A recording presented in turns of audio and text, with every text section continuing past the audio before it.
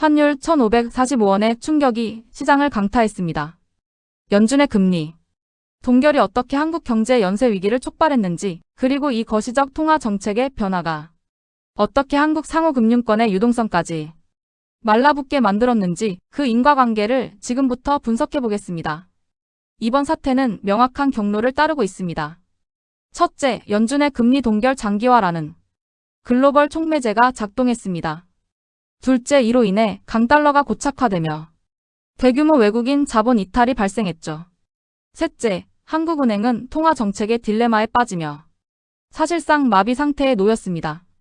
마지막으로 이러한 거시적 충격은 결국 국내 상호금융권에서 15조 원이 증발하는 미시적 유동성 경색으로 현실화되었습니다.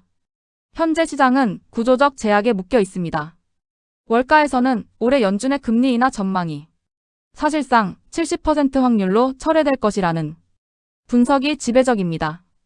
견고한 노동시장과 관세로 인한 물가 상승 압력 때문인데요. 특히 신임 의장 체제에서는 정책을 내렸다가 다시 올리는 실수를 극도로 경계하고 있어 긴축 기조가 쉽게 꺾이지 않을 전망입니다. 환율 수치를 보시죠. 현재의 1,545원 수준은 단순한 외부 변수가 아닙니다. 1998년 외환위기나 2008년 글로벌 금융위기 당시와 유사한 수준의 거시경제적 스트레스가 우리 외환시장에 가해지고 있음을 치사합니다. 그만큼 현재 시장이 느끼는 압박감은 과거의 위기 국면과 궤를 같이 하고 있습니다. 자본의 중력이 이동하고 있습니다. 미국의 고금리가 장기화되면서 한미금리 격차는 계속 벌어지고 있고, 이는 글로벌 시장에서 달러 자산의 매력을 극대화합니다. 이 현상이 마치 강한 인력처럼 작용해 자본을 빨아들이고 결과적으로 원화 가치 하락과 환율 급등을 가속화하는 주범이 되고 있습니다. 이는 악순환의 고리, 즉 데스 스파이럴을 형성합니다. 외국인 투자자들은 국내 주식을 대거 매도하고 대금을 달러로 환전해 나가고, 이 과정에서 환율은 더 오릅니다.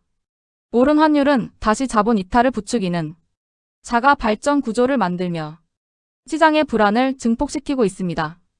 양국 중앙은행의 정책 목표는 완전히 엇갈리고 있습니다. 연준은 인플레이션 억제를 위해 매파적 동결을 유지하는 반면, 우리 한국은행은 내수 경기 부양을 위해 금리 인하를 간절히 원하고 있죠.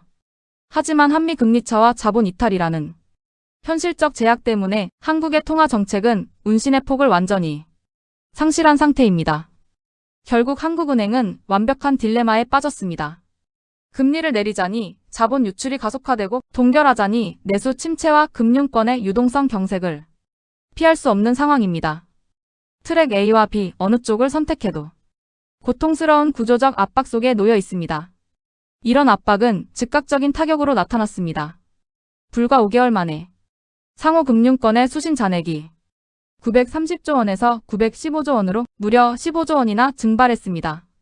이는 중견 금융 지주사 1년 순이익의 3, 4배에 달하는 막대한 자금이 시장에서 빠져나갔음을 의미합니다.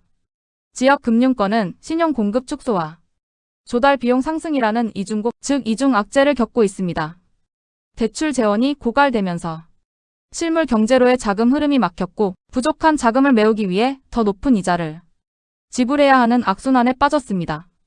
여기에 국민연금의 환해지 문제까지 더해져 국내 유동성은 더욱 복잡하게 옥죄어지고 있습니다. 이번 사태를 관통하는 퍼펙트 스톰의 구조를 정리해 보겠습니다. 워싱턴의 금리 동결이 강달러를 유발하고, 이것이 한국의 자본 유출과 환율 폭등으로 이어집니다. 이 압박은 한국은행의 정책 무력화를 거쳐 결국 지역 상호금융권의 유동성 위기라는 물리적 타격으로 완성된 것입니다. 향후 우리는 무엇을 주목해야 할까요? 핵심 지표는 두 가지입니다. 첫째, FOMC 회의에서의 점도표 변화와 연내 금리 인하 확률입니다. 둘째, 연준 의장의 발언 톤이 인플레이션과 노동시장을 어떻게 평가하는지 변화를 읽어야 합니다. 이 두 변수가 향후 국내 금리와 환율의 향방을 결정할 것입니다. 환율 1,545원은 일시적인 현상이 아닙니다.